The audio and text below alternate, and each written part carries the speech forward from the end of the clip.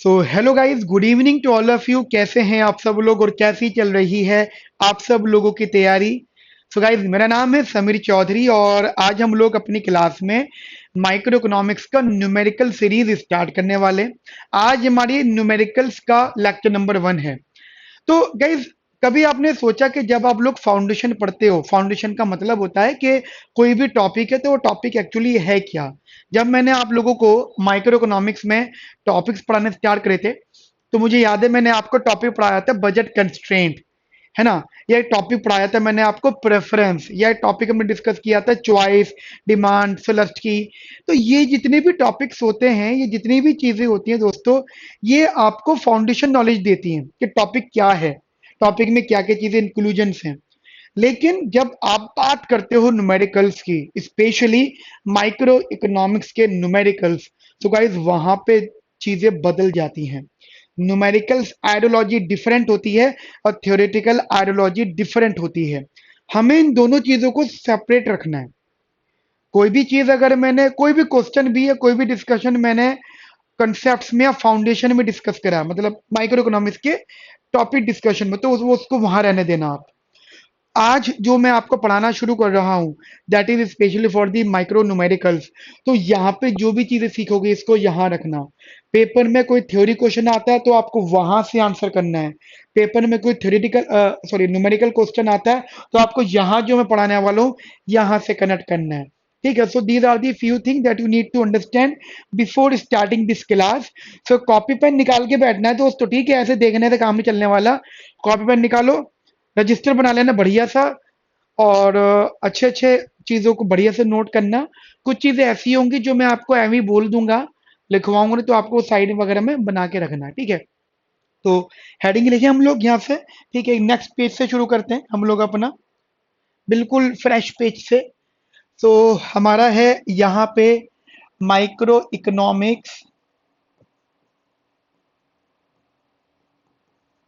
ठीक है। और जो हम लोग यहाँ पे मेनली फोकस करेंगे, अभी जो स्टार्ट हम लोग करेंगे, दैट इज कंज्यूमर बिहेवियर या कंज्यूमर थ्योरी। हमारे जो न्यूमेरिकल आइडियोलॉजी होती है वहां, उसकी बात मैं कर रहा हूँ। देखिए, सबसे इंपॉर्टेंट होता है किसी भी कंज्यूमर के लिए कमोडिटीज। कोई भी कंज्यूमर अगर होगा तो उसके लिए सबसे इंपॉर्टेंट होगी कमोडिटीज, ठीक है। अब आपको मैं बताना चाहता हूँ कि कमोडिटीज यानी गुड्स की बात कर रहा हूं मैं। लेकिन मैं अभी पढ़ाते हुए कभी भी गुड्स या गुड यूज नहीं करूंगा, मैं यूज करूंगा कमोडिटीज। अब कमोडिटीज हमारे पास जनरली दो प्रकार की होती हैं, और वही डिस्कशन आएंगे। एक होती है गुड कमोडिटी और एक होती है बैड कमोडिटी। कैसी होती है कमोडिटी, लिख रहे हो ना आप लोग हर चीज। और ये बिल्कुल वैसा नहीं होगा थ्योरी इसमें ऐड होगी, नहीं, पूरा न्यूमेरिकल कंसेप्ट में आने वाला है आपको। तो एक होते हैं गुड कम्युनिटीज और एक होते हैं बैड कम्युनिटी। अब गुड कम्युनिटी की खास बात क्या होती है, अगर आपको समझना, तो what do mean by good community.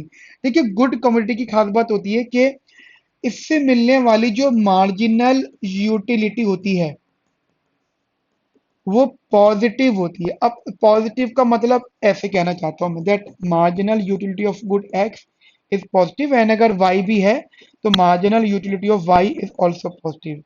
Take an example here के there are X and Y, these are the commodities, ठीक है। टेक एन एग्जाम्पल, ठीक है। जब मैंने आपको कंसेप्ट सिखाया था तो वहां पे मैंने सबको डिटेल दी थी कि एक्स और वाई का मतलब क्या होता है, ठीक है। यहाँ से न्यूमेरिकल बातें हैं। अब जब मैं कहता हूं कि एम यू वैक्स पॉजिटिव है, ये एम यू वाई पॉजिटिव है, तो इसका एक आसान सा मीनिंग ये होता है कि एक रैशनल कंज्यूमर अगर कभी सोल्यूशन चाहता है, कभी भी इसको ऑप्टिमली चूज करता है, तो he will try to basically get a positive value of x and positive value of y. अब अगर कहीं पर भी ये टर्म लिखा हुआ है कि सर एक्स भी पॉजिटिव हो वाई भी पॉजिटिव हो, it means you are talking about the interior solution. कभी आपके दिमाग में आया होगा, शायद कॉलेज में सीख रहे थे या मेरी क्लास में सीखा था या कहीं और सीखा था, कि सर कुछ क्वेश्चन में सोल्यूशन इंटीरियर होता है, कुछ क्वेश्चन में सोल्यूशन कॉर्नर का होता है। What is the difference behind it, तो वही डिफरेंस मैं आपको सिखाऊंगा। ठीक है, वही डिफरेंस हमारा यहाँ पे बेसिकली आएगा कि जो हमारा इंटीरियर सोल्यूशन होता है उसकी रीजंस होते हैं कि आप एक्स और वाई को पॉजिटिवली कंज्यूम कर रहे हो। एंड सेकंड थिंग, उनसे मिलने वाली जो यूटिलिटी है वो पॉजिटिव होगी, मार्जिनल यूटिलिटी, और वो कमोडिटी जो होंगी वो गुड इन नेचर होंगी। ठीक है, ये चीज आप लोग अपने माइंड में रखना। और जितने भी प्रकार के प्रेफरेंसेस होते हैं, what ever the type of this preferences, हम इन सारे प्रकार के प्रेफरेंसेस को एक नाम देते हैं, दैट इज कॉन्वेक्स प्रेफरेंस। तो अब दो तीन चीजें माइंड में रखना, क्या क्या चीज है। अगर आप ये प्रूफ कर सकते हो कि कम्युनिटीज गुड इन नेचर है, तो आप उन्हें कॉन्वेक्स प्रेफरेंस बोल दो। कहीं पर अगर लिखा हुआ है कि प्रेफरेंस कॉन्वेक्स है, तो आप उन्हें गुड कम्युनिटी बोल दो। अगर ये दोनों चीजें सेटिस्फाई हो रही है कि कम्युनिटी गुड भी है और कॉन्वेक्स प्रेफरेंस भी है, तो आपका जो सोल्यूशन होगा वो इंटीरियर सोल्यूशन होगा। इंटीरियर सोल्यूशन का मतलब होता है कि आप एक्स को भी कंज्यूम कर रहे हो, आप वाई को भी कंज्यूम कर रहे हो। ठीक है, यानी जब आप ग्राफ बनाओगे तो ग्राफ में डायग्रामेटिकली वो बीच में ही आएगा आउटकम। यहाँ तक मेरी बात आपको समझ में आती है? आपने यहाँ तक नोट करा मेरे साथ में? चलिए, अब जब हम बात करते हैं बैड कम्युनिटीज की, तो guys bad is different. Bad का मतलब क्या होता है? हम लोग एक्स और वाई दो गुड्स के कंजम्पशन की बात कर रहे हैं। बैड की सबसे खास बात क्या होती है? इनसे मिलने वाली जो मार्जिनल यूटिलिटी होती है वो नेगेटिव होती है। जैसे जैसे पॉल्यूशन है, पॉल्यूशन इज बैड। हम अगर, जैसे मैं अभी पढ़ा रहा हूँ और अगर आपको जैसे मैं कोशिश कर रहा हूँ कि मेरा माइक जो नॉइज कैंसिलेशन वाला हो, इन केस अगर मेरे माइक में नॉइज कैंसिलेशन ना हो, तो मेरी पढ़ाने के अलावा आपको एडिशनल नॉइज आने लगी, या मेरा बेटा परेशान करने लगा मुझे, आजा आगे अगर यहाँ पे डिस्टर्ब करेगा, तो ये क्या है? वो चीखेगा चिल्लाएगा, है ना? तो नॉइज है, नॉइज पोल्यूशन है। तो आपको थोड़ी सी भी जो नॉइज होगी ना, उससे मिलने वाली यूटिलिटी आपकी नेगेटिव होगी, क्योंकि जो आप चाहते हो कि मेरी क्लास आपको, मेरे वर्ड्स आप तक अच्छे से पहुंचे, वो थोड़े से खराब पहुंचेंगे, या वो थोड़े से स्कैटर्ड पहुंचेंगे जिस तरीके से पहुंचने चाहिए, तो वो डिस यूटिलिटी हो गई। Bad community, we always use the term disutility, वैसे भी हम इसके बारे में डिस्कस करेंगे। इसलिए गुड कम्युनिटी में we always use the term utility. ये ऑटोमेटिक है। जैसे मार्जिनल, देखो, मार्जिनल डिस यूटिलिटी अगर मैं लिखता तो पॉजिटिव हो जाता, मार्जिनल यूटिलिटी नेगेटिव है, इसलिए आप इसे डिस यूटिलिटी का नाम दे रहे हो।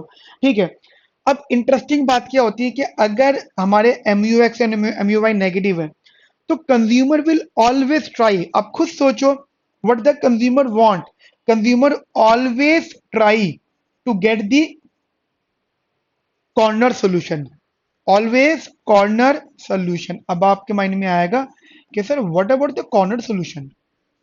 देखिए, इंटीरियर सॉल्यूशन में एक्स भी पॉजिटिव वाई भी पॉजिटिव, कॉर्नर सॉल्यूशन में दो सिचुएशन, इधर एक्स जीरो तो वाई पॉजिटिव, और एक्स पॉजिटिव तो y zero. So these are the two few things जो आप लोगों को अपने माइंड में यहाँ पे रखनी है। समझ में आई मेरी बातें या नहीं, ये बताओ पहले।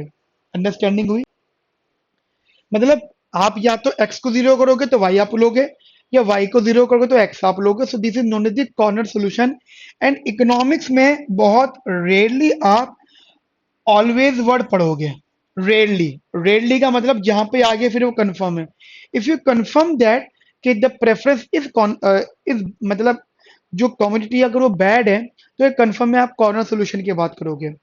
अगर आप कंफर्म कर रहे हो कि कम्युनिटी गुड है, तो ये there is a chance of the interior solution. There is one example, ठीक है, exceptions, that is the perfect substitute. वहां पे कॉर्नर सॉल्यूशन भी इंक्लूडेड होता है, बट वो एक अलग सिचुएशन होती है। ठीक है, वो डिस्कस करूंगा मैं सारी चीजें आप लोगों के साथ में। अच्छा, जैसे मैं इसको नाम दे रहा हूं कॉन्वेक्स प्रेफरेंस, ठीक है, तो इसको क्या नाम दूंगा मैं? I will give the name, नामकरण करेंगे हम लोग यहाँ पे, that is the concave preference. ठीक है, कॉनकेव प्रेफरेंस। मुझे बताइए मेरी बात आपको समझ में आ गई अच्छे से? लिख रहे हो एक एक चीज मेरे साथ में? तो एक ये अंडरस्टैंडिंग रखना, this is all about the knowledge for the commodities. What it clear? चलिए आगे बात करते हैं हम लोग यहाँ पे बढ़िया तरीके से। नेक्स्ट पेज, मतलब मेरे हिसाब से नेक्स्ट पेज, आपके हिसाब से जो भी आप कर रहे Okay, so write generally the heading utility function.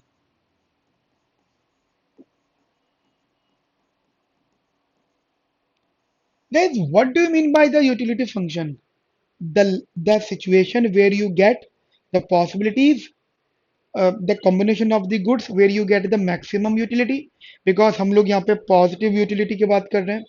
हम लोग यूटिलिटी को ना हमेशा ये कहते हैं कि either we get the positive utility और we get the zero utility. ठीक है, तो हम लोग जनरली लिखते हैं utility is a function of X Y and this will written as this. ये इसको हम इस तरीके से लिखते हैं. आप बोलते हो कि सर यूटिलिटी जीरो भी हो सकती है. हाँ, हो सकती है जीरो. मतलब जीरो का मतलब नेगेटिव. अगर आपके पास, अगर आपको पॉल्यूशन ऑप्शन है, पॉल्यूशन, जैसे मैं आपको पढ़ा रहा हूँ अभी और मेरी क्लास के साथ साथ अगर एक एडिशनल नॉइसेस भी आपके लिए रहे, तो मेरी मेरी बात और विद एडिशनल नॉइस आपको नॉलेज के अलावा डिस्टर्ब कर रही है, मतलब आपको प्रॉब्लम लग रही है, अच्छा नहीं लग रहा ना सुनने में, है ना, तो आप क्या करोगे, क्लास ही बंद कर दोगे, नहीं देखनी नहीं थी क्लास. ठीक है, क्योंकि नॉइज भी आ रही है. तो क्योंकि आपको पता है कि जो आप क्लास देख रहे थे ना, उससे बहुत ज्यादा घर घर आ रही थी, बीच में एडिशनल नॉइस आ रही थी, तो आप कुछ गेन नहीं कर पा रहे थे, आपकी कुछ पॉजिटिविटी नहीं हो रही थी. तो व्हाट यू बेसिकली ट्राई, आपने वो क्लास ही बंद कर दी, तो यूटिलिटी आपकी जीरो हो गई. It is better than negative utility. क्योंकि अगर आप 1 घंटे पे क्लास देखते तो मिलता तो कुछ नहीं, टाइम अलग वेस्ट होता, है ना. तो इट इज बेटर कि आप ना लो, तो इसलिए होता है जीरो. नेगेटिव से तो बेहतर है, इसलिए हम इसको एक नाम देते हैं, दैट इज वीक प्रेफरेंस. क्या नाम देते हैं हम लोग इससे, वीक प्रेफरेंस. क्या नाम देते हैं दोस्तों हम लोग इससे, that we give the name weak preference. याद कर लो इस चीज को, वीक प्रेफरेंस का मीनिंग क्या होता है. अब आप अगर यहाँ पे डायग्राम बनाते हो मेरे साथ में, मान लीजिए if you draw the diagram,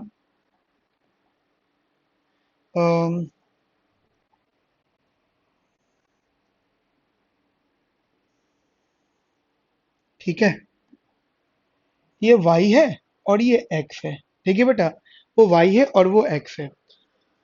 सो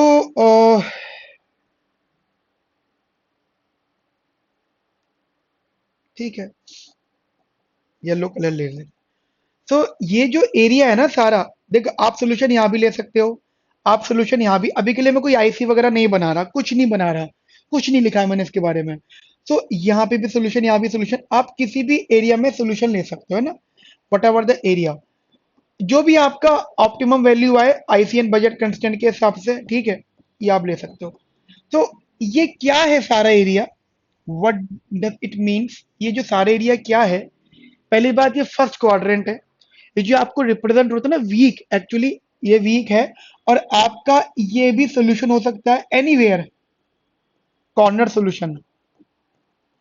कभी भी ओरिजिन सोल्यूशन नहीं होगा. डोंट एक्सपेक्ट कि sir is the origin is the solution, no. Origin आपका सोल्यूशन कभी नहीं होने वाला गाइस, ठीक है, कतई नहीं होने वाला. तो ये सारा एरिया आपका बेसिकली यहाँ पे रहेगा. तो जितना भी एरिया है ना, ये इस एरिया को आप एक नाम दोगे, that is known as the consumption set.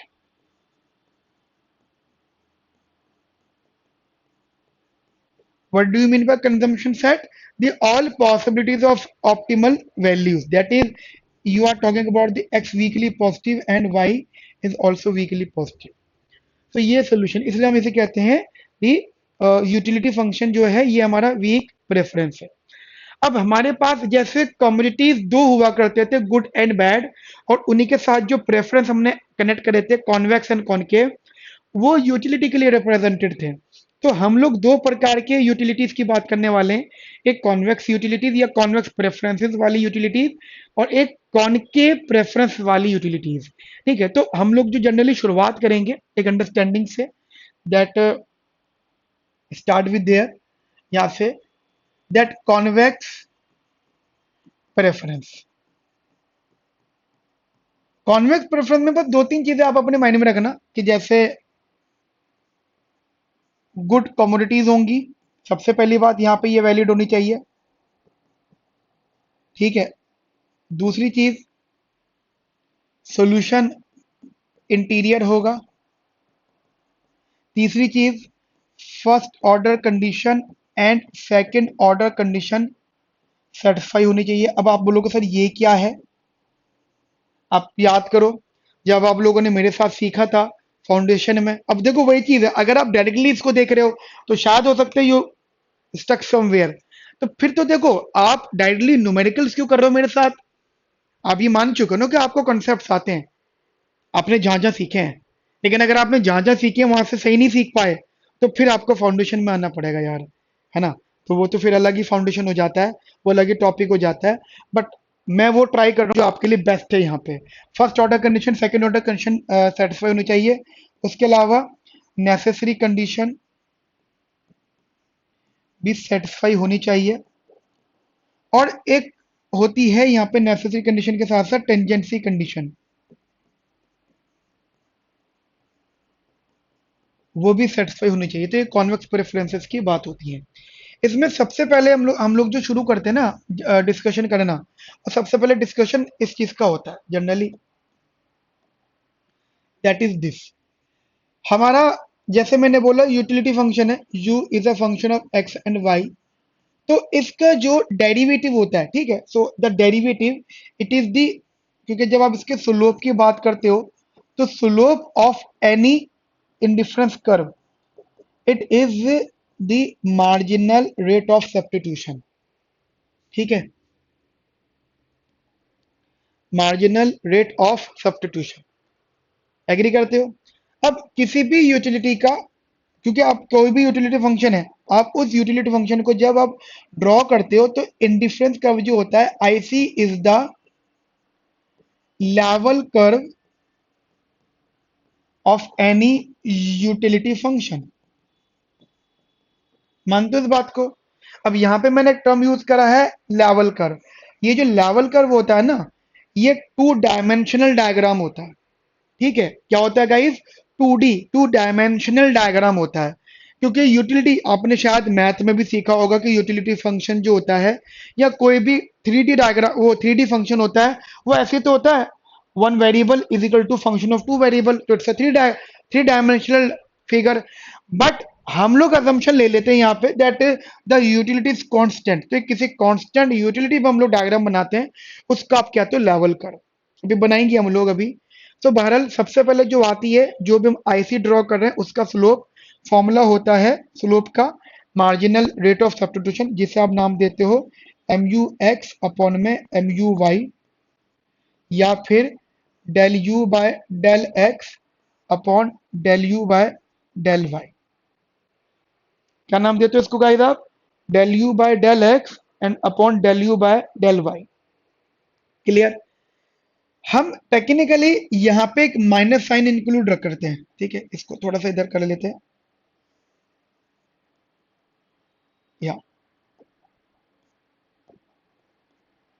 या माइनस साइन रखते हैं। वाई हम लोग यहाँ पे माइनस साइन क्यों रखते हैं? बिकॉज ये जो माइनस साइन होता है ना, that minus sign shows the direction. ये जो माइनस साइन होता है, ये जो माइनस साइन होता है, ये आपको ट्रेड ऑफ शो करता है। क्या शो करता है गाइस? Trade off. अब ये ट्रेड ऑफ का मीनिंग क्या होता है? What do you mean by the trade off? Economically जब कमोडिटीज आपने गुड प्रूफ कर दी हैं, तो फिर वहां पे ट्रेड ऑफ वर्ड इंपॉर्टेंट है guys. Please please and please, जो चीज मैंने शुरू से शुरू करी है ना, उसको कनेक्ट रखना। ठीक है, अगर आपको ये आइडेंटिफाई करना है कि सर ट्रेड ऑफ कब बोलेंगे, तो वो सीक्वेंस फॉलो करना जो मैंने आपको पढ़ाया अब तक। Convex preference, commodities are good, interior solution and blah blah बला, जितनी चीजें बताई हैं, तब आके एक ट्रेड ऑफ वाला कंसेप्ट यहाँ पे अप्लाई होगा। ठीक है, अब ये जो ट्रेड ऑफ होता है, अब इसका मीनिंग क्या होता है? जैसा आपने बोला ट्रेड ऑफ, ये माइनस साइन।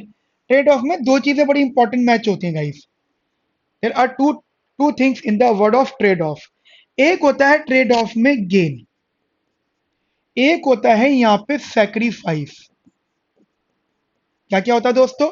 एक होता है यहाँ पे वर्ड गेन, और एक होता है वर्ड सैक्रिफाइस। गेन का मतलब हो जाता है always that the positivity. Am I right? Gain मतलब, जैसे मान लो अब ये माइक है। ठीक है, ये माइक मेरी क्लास के लिए, पहली चीज बताओ, अच्छी चीज है ना? गुड कम्युनिटी है ना? कंफर्म हो चुका है गुड कम्युनिटी है, क्योंकि इससे मेरी मेरी क्लास इंप्रूव हो रही है। अगर मैं नॉर्मली ब्लूटूथ लगाऊं, जो नॉर्मली हम लोग एयरबड्स वगैरह यूज करते हैं, तो शायद उनमें इतनी हाई लेवल नॉइस कैंसिलेशन नहीं है। ये बहुत कॉस्टली है, तो इसमें नॉइस कैंसिलेशन भी है, अच्छी चीज है। मान लो ये किसी दिन नहीं चल रहा, ऐसा होता कभी कभी, बैटरी खत्म हो जाती है इसकी, ये नहीं चल रहा होता, ये इसका जनरली केस है, इसमें ये चार्ज होता है, ठीक है। और मान लो किसी दिन ये खो गया या नहीं मिल रहा, खुद ना खास्ता, वो बहुत महंगा है, ठीक है। तो क्या होगा, तो मैं सैक्रिफाइस वर्ड यूज करूंगा ना, सैक्रिफाइस, मतलब मुझसे कोई चीज दूर जा रही है, या कोई मुझसे लेके जा रहा है एक दूसरा फैकल्टी, कि दे देना जरा एक दिन के लिए, तो मैं यहाँ पे वर्ड यूज करूंगा sacrifice, that is the minus. और फिर जब मेरे पास ये वापस आएगा, तो मैं क्या यूज करूंगा टर्म, गेन। गेन कहते हैं पॉजिटिव को। तो ये चीज मेरे लिए अच्छी थी ना, गुड कम्युनिटी थी ना, तभी तो मैं यहाँ पे जाते हुए सेक्रीफाइस, आते हुए गेन यूज कर रहा हूँ। तो मेरी चेन तो कनेक्ट हो गई ना, कि कमोडिटी गुड है, ये तो बात मैं पहले बोल चुका हूँ ना, ये बात मैं आपको सिखाना चाहता हूँ। तो मेरा कंसर्न बस आपके साथ यहाँ पे है कि इकोनॉमिकली, अगर आप ये कह देते हो इकोनॉमिकली कि सर सेक्रीफाइस और गेन है, तो ये हमेशा गुड कमोडिटीज के लिए अप्लाई होती है बात। अब इसको थोड़ा सा मैं ठीक कर देता हूँ इस बात को, और थोड़ा सा इंप्रूव कर देते हैं। अब जैसे मैं अभी आपको पढ़ा रहा हूँ, और कोई चीज ऐसी है, अगेन नॉइस वाली चीज, मेरा बेटा बहुत डिस्टर्ब करता है मेरे को, ठीक है। तो गेट के बाहर पीट पीट चलाता है, पापा गेट खोलो, ठीक है।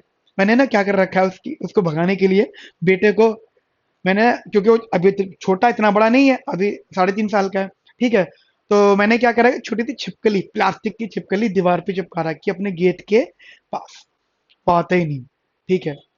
लेकिन जब वो आता आ जा करते, छिपकली नहीं थी, बट अब वही बात, बच्चे डरते हैं, क्योंकि सर कितने अत्याचारी हो आप, अपने बच्चे पे अत्याचार कर रहे हो। नहीं यार, पढ़ाना हूँ इसकी वजह से ही उसको थोड़ा दूर रख रहा हूँ चीजों से। नॉइस वो क्रिएट करेगा। सो अगर वो मेरे पास आएगा, तो क्या मैं गेन वर्ड यूज करूंगा, क्योंकि वो शोर मचाएगा। वो जितना मुझसे दूर जाएगा, क्या मैं सेक्रीफाइस है, मेरा बेटा शोर नहीं मचा रहा, नहीं, पढ़ाते हो मुझे, तो मेरा बेटा अभी के लिए मेरे लिए इज अ बैड कम्युनिटी, ठीक है। यार सॉरी फॉर दैट, बट मतलब मैं बताना चाहता हूँ, उसकी आवाज, जो साउंड वो क्रिएट करेगा, नॉइज करेगा, ठीक है। तो गुड कम्युनिटीज का एक आइडल आइडल मीनिंग होता है कि आप इकोनॉमिकली ट्रेड ऑफ रख सकते हो। हम ट्रेड ऑफ, देखिए एक जनरल एक बात रखना माइंड में, कि जो मैंने लिखा है ना, ये वाला पार्ट जरा इसको दिमाग में रखना। ये जो टर्म मैंने लिखा है, याला, ये इकोनॉमिक्स में लिखते हैं हम लोग, या ये भी मैं इकोनॉमिक्स में लिखता हूं, मतलब it is simply the derivation, ये सिंपल डेरिवेशन है। बट इसी स्लोप को तुम एक नाम देते हो, del y by del x, am I right here.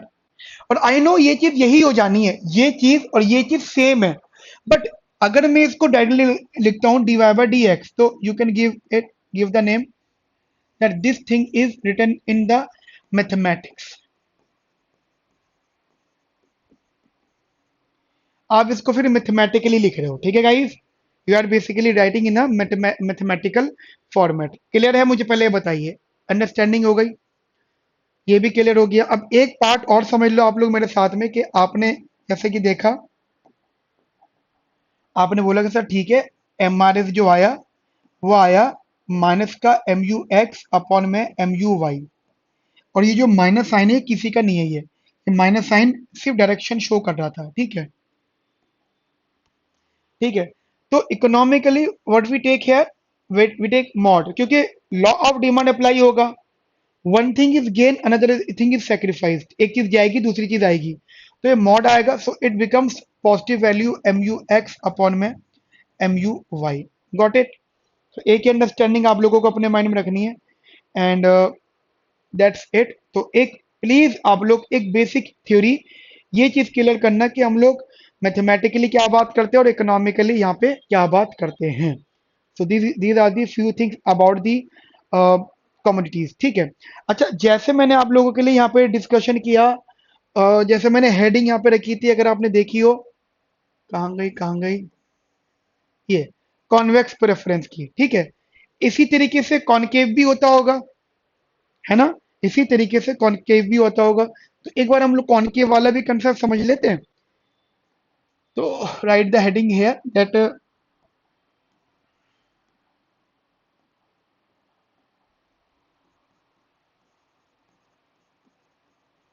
Concave preference. So concave preference में दो तीन चीजें आपको अपने माइंड में रखनी है कि कहीं पर भी अगर ये कंफर्म है कॉनकेव है, तो number one thing that the commodities are bad,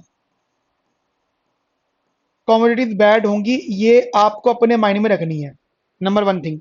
number two thing that जब भी आप इसको सॉल्व करोगे, जैसे यहाँ पे no necessary condition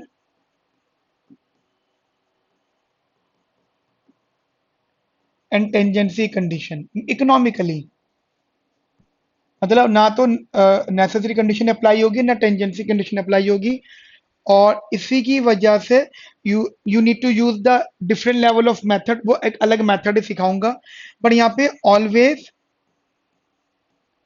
corner solution होगा,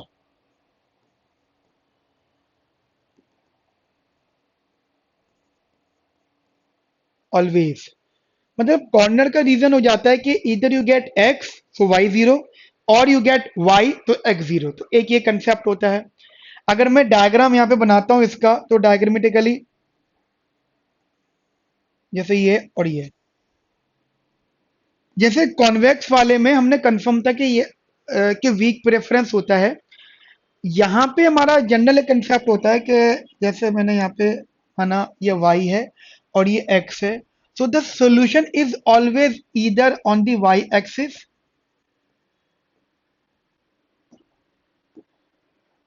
और on the x axis, not anywhere in between the graph. मतलब यहाँ पे वो कहीं पर इधर IC आएगा, बज लाइन बीच में कहीं पर भी हो सकता है, IC भी हो सकता है, but the solution is always lies on the these axis.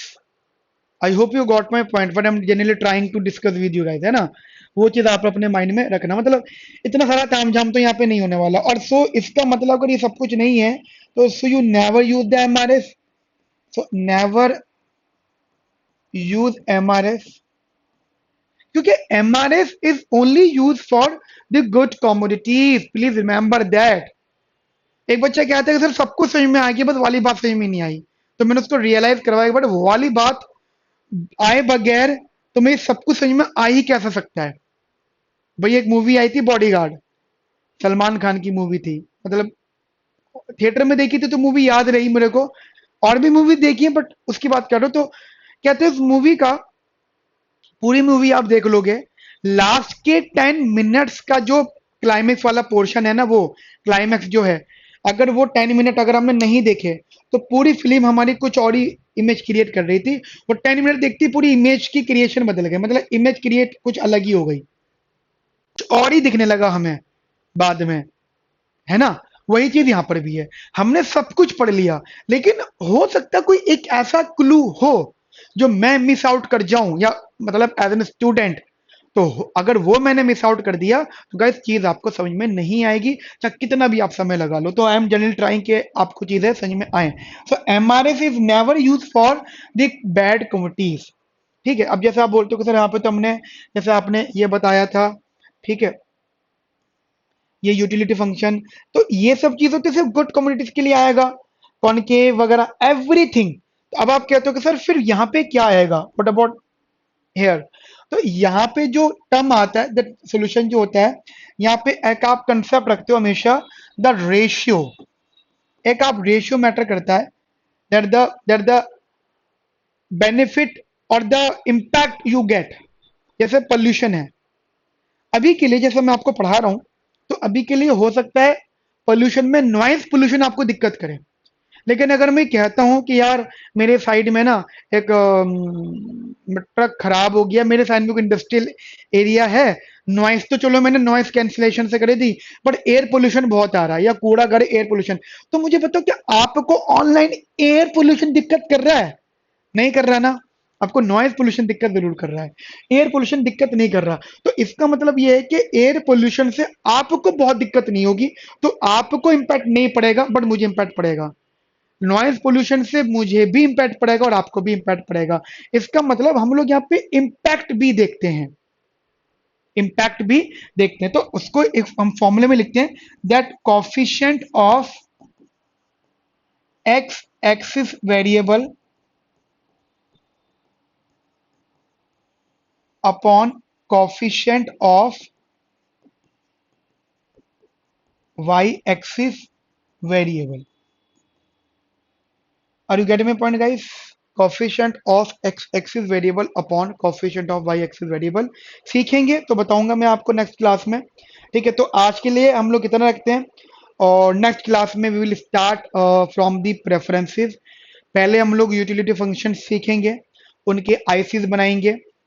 ठीक है, आईसीज बनाने के बाद में फिर उसकी अगली क्लास में will start the optimal choices. पहले कंसेप्ट सीखेंगे, ठीक है, उसके बाद हम लोग फिर अपने असाइनमेंट को शुरू करेंगे। तो आज के लिए इतना रखते हैं, मिलते हैं नेक्स्ट सेशन में। तब तक अपना ध्यान रखो, ख्याल रखो। Have a nice day. Thank you, bye bye, take care.